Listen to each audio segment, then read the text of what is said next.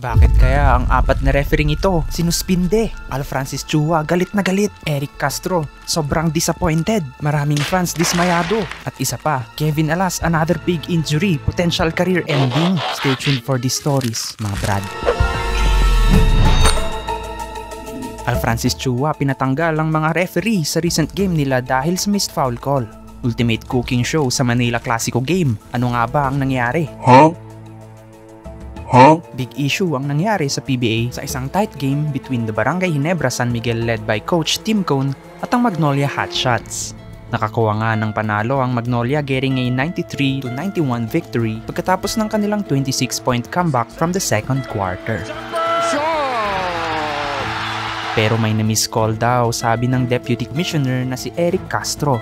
And very disappointed nga siya sa naging end result ng laro. The protests continue. So, wala nang but he cannot challenge because he has no more timeouts. Yes.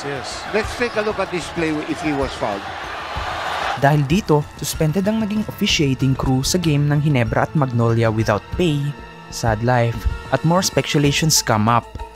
Malaki ang naging lamang ng Ginebra simula pa lang ng laro, leading as much as 26 points sa second quarter. Pero nakaahon nga sila dahil sa tulong ni Gio Jalalon at kanilang import din na si Tyler Bay.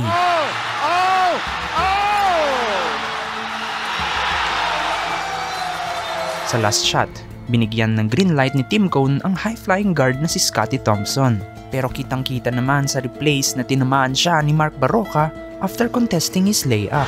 We got hit on the arm. The right arm, a bit. Yeah. Slightly.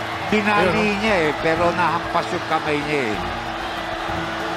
Ito, nahawakan pa nga Pero hindi pa dyan nagtatapos ang issue. Dahil maraming fans ang dismayado sa naging decision na ito. At sinasabing palagi na lang daw pinapaboran ang Ginebra sa mga officiating calls and game decisions. Nang masasabi nyo dito, tama ba na pinatanggal ni Al Francis Chua ang mga referee? Or unfair sila pagdating sa mga game decisions? Pumunta naman tayo sa kabilang istorya. Kevin Alas, another big injury. Potential career ending? No. Sa laban against the NLEX Road Warriors at Terra Firma, marami ang napasigaw. Kevin Alas got the official news from Gilas Pilipinas doctor na meron nga siyang naging tear sa kanyang ACL. This is his third time na nakakuha ng ganitong kaseryosong injury at maaaring ang hindi na siya makakabalik sa PBA. The estimated recovery time para sa kanyang ACL tear ay 10 to 12 months, which is really bad news dahil sa kanyang age of 31 years old.